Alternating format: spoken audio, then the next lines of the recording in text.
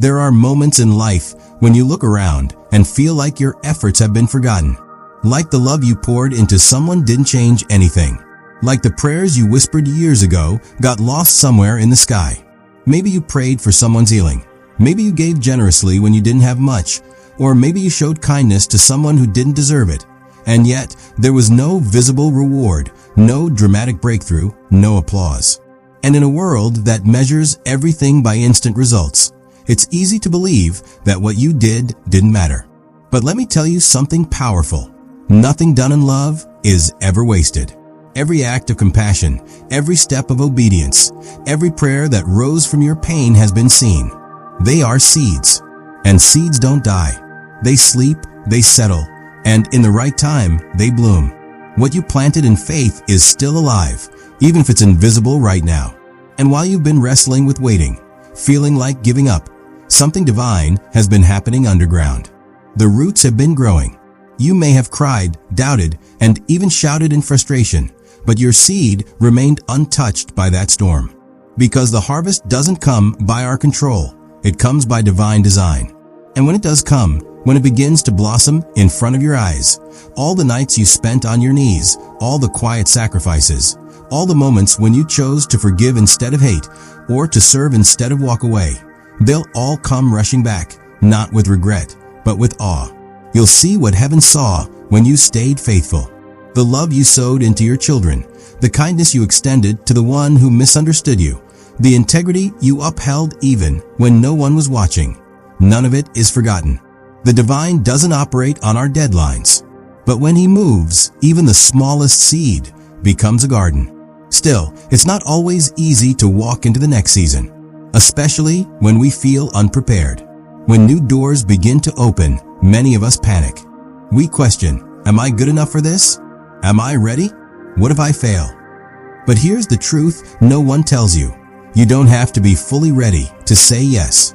You don't have to feel qualified to be chosen. Some of the greatest people who ever made a difference in this world didn't start with confidence. They started with surrender. You may not feel capable, but if the door opened, it means you're called to walk through it. The one who leads you is not expecting perfection. He's asking for trust. He doesn't wait for us to become flawless before moving in our lives. He qualifies those who say, I'm willing. And when you say yes, when you walk forward despite the fear, that's when grace meets you. That's when you discover that what you thought you lacked was already being prepared for you on the other side. Resources, support, connections, all lined up, waiting on your faith, not your perfection. And I want you to notice something else. This next part is what really matters. You're not someone who's chasing temporary things. You're not here for claps and clicks and shallow validation. Deep down, you're hungry for something real. You want peace in your family, strength in your spirit, a life that blesses others, not just one that looks good on the outside. And if that's you, hear this. Your heart is in the right place. When your desires align with what truly matters, healing, wholeness, truth, love, you've already positioned yourself for blessing. Not the kind of blessing that fades in a month or looks good on paper. I'm talking about legacy-level blessing. The kind that brings calm into your home, direction into your life, and strength into your bones. The kind of fulfillment that doesn't shake when storms come. And because your heart is anchored in deeper values, you will not be left lacking. Not because life is perfect, but because you're grounded in something bigger than yourself. You're connected to a purpose that outlives your pain. So don't give up on what you started. Don't second-guess the path just because it's been quiet. The silence isn't rejection, it's preparation. The delay isn't denial, it's timing. And when things begin to move, when blessings begin to unfold, don't be afraid to walk boldly. You're not walking alone. You never have. The one who saw your heart when no one else did, the one who saw your tears when you were all alone, is the same one who will lead you now into the next chapter. So say yes. Say yes to the next step, even if your knees shake.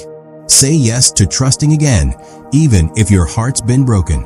Say yes to the doors you didn't feel worthy of, because you are not here by accident. And the seeds you've planted will bloom, not just for you, but for everyone around you. Let your life become a reminder that love still matters. That faith still moves mountains. That grace still restores. Let the people around you watch your journey and say, if they could walk through that and still be kind, still be strong, still be hopeful, then maybe I can too. That's how you change the world, not with noise, but with presence. Not by being loud, but by being rooted. The fruit is coming. The door is open. And your life is the proof that heaven never wastes a single act of love.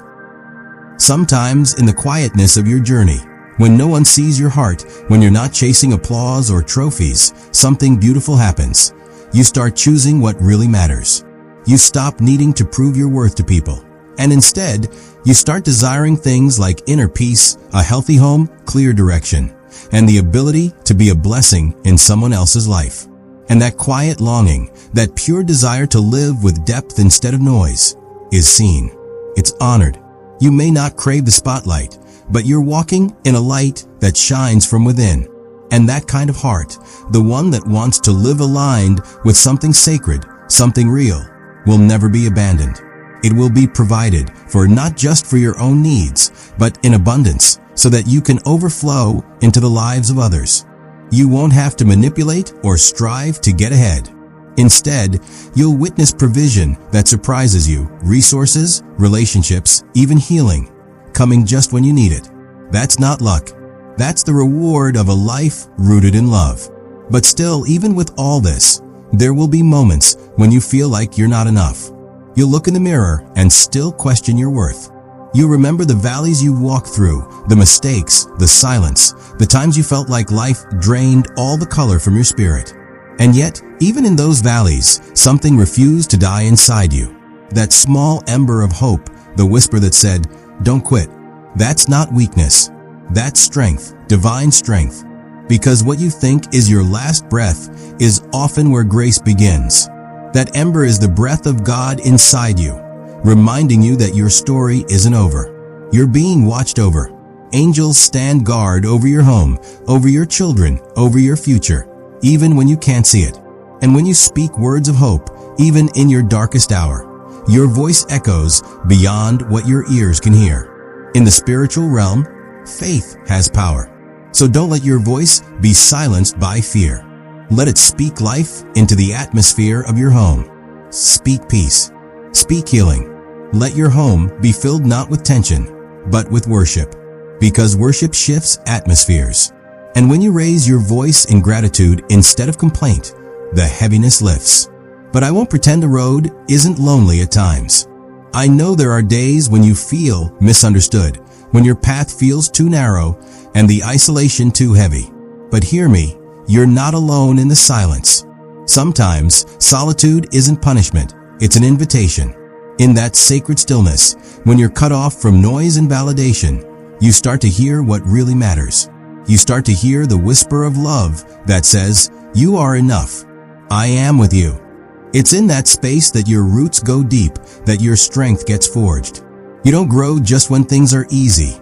You grow when you're stripped down to trust, when distractions fall away, and you find that His presence is enough. So if you're in that space now, don't rush it. Embrace it. That quietness is the soil of deep transformation. You are being refined, not rejected. And while you're walking through this, your heart may become more tender. Your tears may flow more freely. You may find yourself feeling deeply for others, for the hurting, the broken, the overlooked. That's not weakness either. That's the evidence that your heart is becoming more like love itself. Compassion is not a burden, it's a gift. Those tears you've cried in private, they haven't been lost. They've been collected like precious pearls. Because in each tear there's a story, and that story has the power to heal someone else. You've known what it feels like to break, and now you know how to hold others gently. That's how heaven moves on earth, not through thrones and crowns, but through people like you who love without conditions, who extend grace when it's undeserved, and who show up for the hurting, not with all the answers, but with open arms. You become the hands and feet of something greater. So let your compassion speak. Let your past pain become present purpose. You've been carried this far not to stay silent, but to shine. To walk boldly even when you feel small. Because what's inside you isn't small, it's sacred. And when you align your life with love, when you rise each morning not to impress the world, but to serve it with humility, you become a vessel through which transformation happens. Not just in your family, not just in your own life, but everywhere your feet walk, peace will follow.